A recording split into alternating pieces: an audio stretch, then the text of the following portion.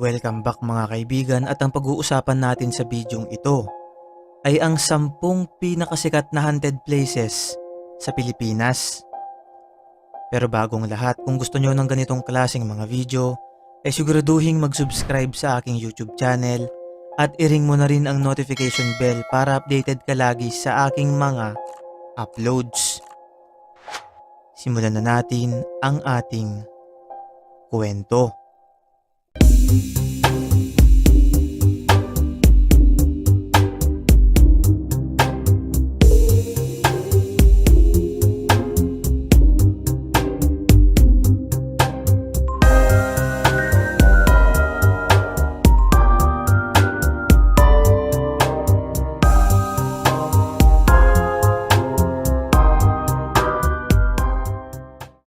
Mga kaibigan, karamihan sa ating mga Pilipino ay talagang naniniwala sa existence ng mga multo, espiritu at mga elementong hindi natin nakikita. Sinasabi pa nga ng ilan na ang mga espiritu na to ay naninirahan sa mga abandonadong bahay, eskwelahan, ospital at pati na rin sa simbahan. Sa paglipas ng panahon ay mas dumami ang mga kwentong kababalaghan sa iba't ibang parte ng ating mundo.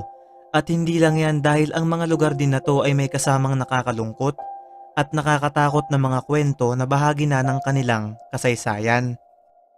At ang pag-uusapan natin ngayon mga kaibigan ay ang 10 pinakakilalang haunted places sa Pilipinas. Una sa ating listahan ay ang Manila City Hall. Ito ay matatagpuan sa Padre Burgos Avenue sa Ermita, Manila.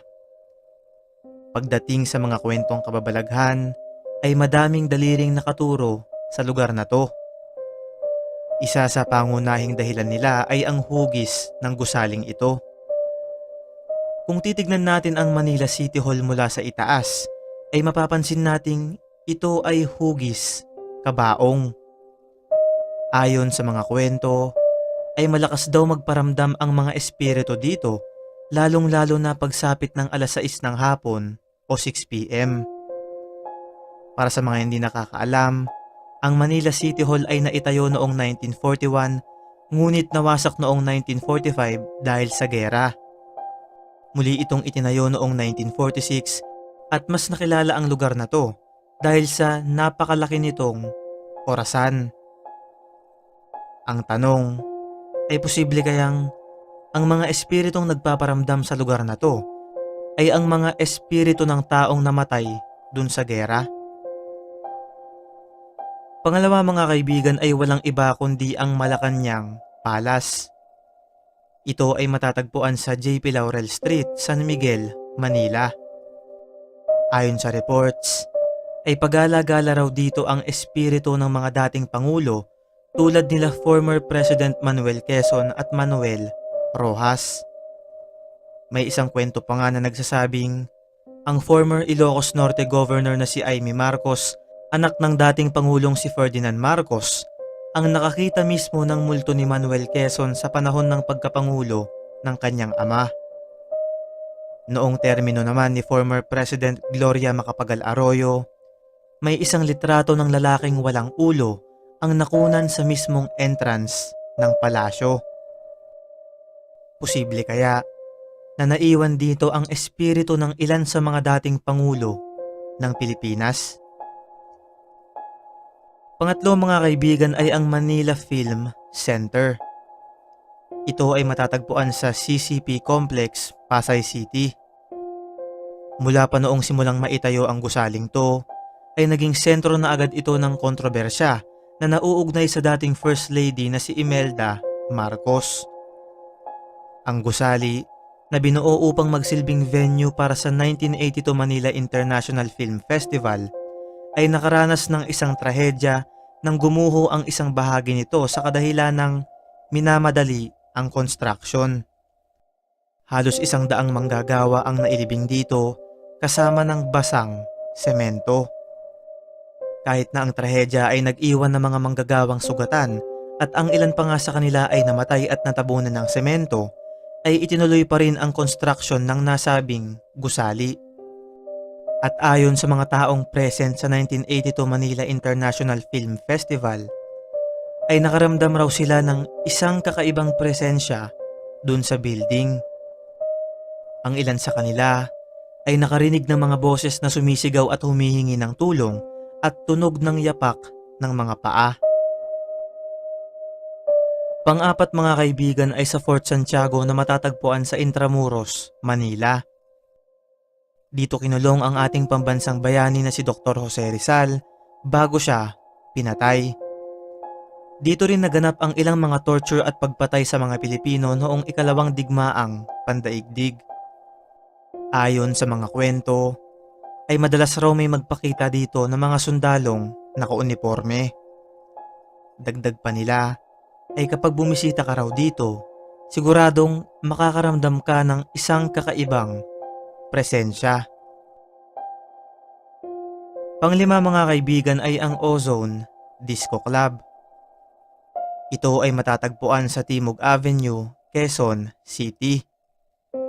Nasunog ito noong 1996 at nag-iwan ng higit sa 100 individual na namatay. Karamihan sa mga to ay estudyante na ipinagdiriwang lamang ang kanilang graduation party. Dahil dito ay binansagan ang pangyayaring to na worst nightclub fire of all time. Ayon sa mga kwento, hanggang ngayon ay maririnig pa rin dito ang mga boses at tunog mula dun sa party. Pang-anim mga kaibigan ay ang Clark Air Base Hospital na matatagpuan sa Angeles City, Pampanga. Para sa mga hindi nakakaalam, ang ospital na to ay binansagan ng Ghost Hunters International na one of the most haunted places in the world. Dito dinala ang mga sugatang sundalong Amerikano noong World War II at ayon sa mga naging gwardiya dito ay madalas raw may magpakitang sundalong nakauniporme sa first floor ng ospital. Pangpito mga kaibigan ay ang sikat na Diplomat Hotel. Ito ay matatagpuan sa Dominican Hill Road, Baguio City.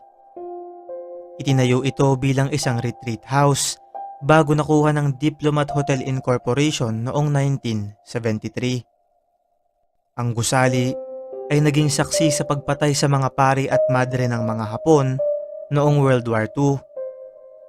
Ayon sa mga kwento, ay madalas may magpakitang pugot-ulong espiritu sa lugar na to at iba't ibang sigaw ang maririnig na nagmumula sa mga pader ng gusali, lalong-lalo na pagsapit ng gabi. Pangwalo mga kaibigan ay ang Laperal White House na matatagpuan sa Leonard Wood Road, Baguio City. Ayon sa reports, ang White House na to ay nagsilbing pansamantalang bahay aliwan ng mga sundalong Hapon at dito rin nila pinatay ang ilang espiyang Pilipino at ginahasa ang mga kababaihan. Ayon sa kwento, hanggang ngayon ay nandito sa lugar na to ang mga kaluluwa ng taong pinatay noong mga panahong yun at kaya sila nagpaparamdam dahil humihingi sila ng katarungan. Pangsyam mga kaibigan ay ang Teachers Camp na located rin sa Leonard Wood Road, Baguio City, hindi kalayuan sa White House. Ang pasilidad na to ay matagal na naging training camp ng mga guro mula sa iba't ibang bahagi ng bansa. Ayon sa mga naging guest ng camp na to, ay nakakita raw sila ng taong pugot ang ulo at nakarinig ng kakaibang mga yapak sa panahon ng pananatili nila dun sa lugar. Bago tayo dumako sa panghuling haunted place sa ating listahan, ay huwag kalimutang pindutin yung like para mas marami pa akong gagawin na ganitong klaseng mga video. Pang-10 mga kaibigan ay ang Bahay na Pula na matatagpuan sa San Ildefonso, Bulacan. Saksi ang bahay na ito sa mga trahedyang naganap noong World War II na pag-aari ng Ilosorio Clan sa Bulacan. Ginamit ito ng mga puwersang Hapon bilang base, pati na rin lugar upang panggahasa at pagpatay sa mga kababaihan. Sinasabing nanatili dito ang mga kaluluwa ng mga pinatay sa lugar na to at humihingi sila ng hustisya. Noong 2016 naman ay napabalitang dinemolish ang nasabing bahay. Mga kaibigan, ang aking mga binanggit ay ilan lamang sa mga haunted places sa Pilipinas. Bawat lugar ay may iba't ibang kwento sa kanilang kasaysayan at nasa sa atin na lang kung paniniwalaan natin ang mga kwentong ito. Ikaw kaibigan, naniniwala ka ba sa multo? Kung oo, nakakita ka na ba? I-comment mo sa baba ang iyong opinyon at magkakasama natin itong pag-usapan.